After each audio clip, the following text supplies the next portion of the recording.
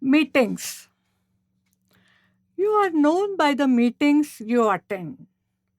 Create an aura about yourself by dropping the names of various committees: governing council meeting, executive body meeting, meeting with the high level delegation that is currently making news, G20 representatives group, or the World Economic Forum summit at Davos, or the PM's think tank, etc. I used to have a great attraction for such meetings. So, when the ladies at the campus of a training institute established a ladies' club, I took the first opportunity to join it in the hope of becoming its secretary. I could never dream of becoming its president one day, only because the director's wife was its ex officio president. But believe me, I became the general secretary the day I joined the club. Perhaps because I was the youngest who could do all the running around for organizing high tea at the end of the meeting. We used to meet every Wednesday. The day was decided after much deliberation. Saturday and Sunday were out of the question because of family obligations.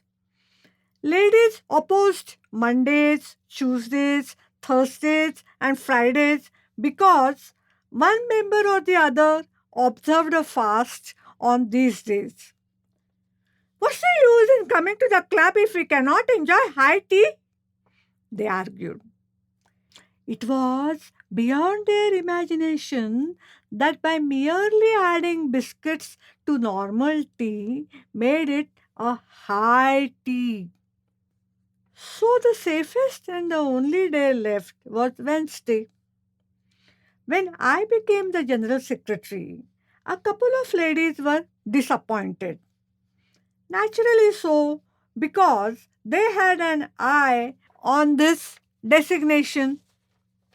Therefore, to please them, we created a few more additional posts, such as the joint secretary, joint treasurer, vice president, etc. Soon it became a club of office bearers only. After all, it was a practical solution, enticing ladies for the club membership by making them office bearers first. This two in one arrangement made everyone happy, and we started planning for the tea party for the inaugural function. Soon, our club became only a tea and snacks club, but it gave us the opportunity to boast about our positions outside the campus. Those were the pre mobile days, and telephones too were installed only in offices. So, most of our office bearers, including myself, must have written at least 50 postcards each to our friends and relatives all over India, boasting about our new power positions on the campus. I do not know if anyone wrote to their relatives abroad because everyone thought twice before spending on aerograms, which were so expensive. When I started working, I found that the meetings provided a good excuse to avoid people. Anytime when I asked my boss as to whether he could spare some time for me, he would look at his watch in great style and say, "Not now. I have to rush for an emergency meeting." My clever colleagues would explore from his secretary later that he had a Rotary Club meeting, or that his mother in law was arriving by a flight from Delhi. The management council meetings at the university were just a replica of the ladies' club meetings. There were some members who would find out from peons in hushed tones if it was a high tea with salted cashews, almonds, and other sweetmeats specially ordered for the occasion.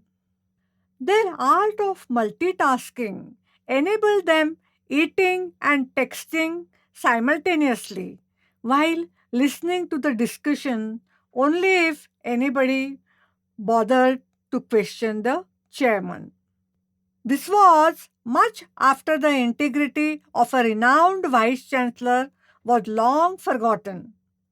He was the one and only in the entire history of the university who would take out a 10 rupee note from his pocket when the meeting started and give it to a peon as his contribution for tea. The university just cannot afford to shell out money on such entertaining, he would say frankly. Other members too would then pay for their cup of tea sheerly under moral compulsion. There was a change of scenario when the new vice chancellor came. During his regime, the high tea was replaced by five-star lunches and dinners in another five-star hotel to overcome the stress of the day long meetings. That era of sincerity is history. Now, political parties too follow the same method to lure members by all kinds of means for creating a faction and obtaining their support for the leadership. To ensure their loyalty and a continuous support, they now meet in five-star hotels to discuss any issue on earth, from drought to dengue and from Pakistan to Hamas. The same pattern is observed in the annual general body meetings AGM of any housing society. Behind its every formal meeting is an informal meeting organized by the inner coterie. Without this, no strategy can be planned for the formal meeting. The most important strategy is to organize dinners after the meeting. As a result, even outstation members register their attendance without fail. The Register of Housing Societies has now wisely made video recording of AGMs mandatory.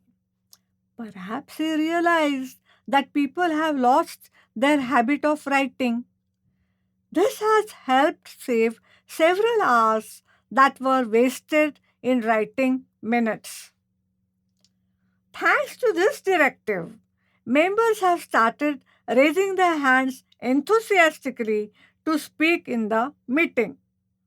Obviously, everybody wants to be seen in the video.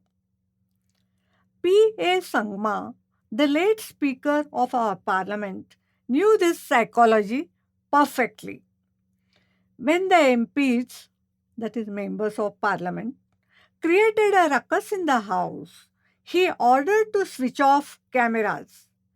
And within a fraction of a second, there was a pin drop silence in the House. Indeed, a great trick to discipline our MPs. Holding a meeting requires a great skill in a 1 hour meeting. The first 40 minutes should be devoted to discussing the earlier meeting and waiting for tea. While sipping tea, you should narrate some anecdote till everyone finishes tea in about 10 minutes. My goodness, only 10 minutes left. I have another meeting with the police commissioner. It was scheduled last month itself. Say this and watch members getting up of their own accord. This way, you can keep on postponing your headaches easily. Every morning, people look forward to reaching offices to hold informal meetings, that is, office gossip, over tea. Who knows if in high tech offices, Alexa and Siri also join them? Such informal meetings become more informal if the boss is not around.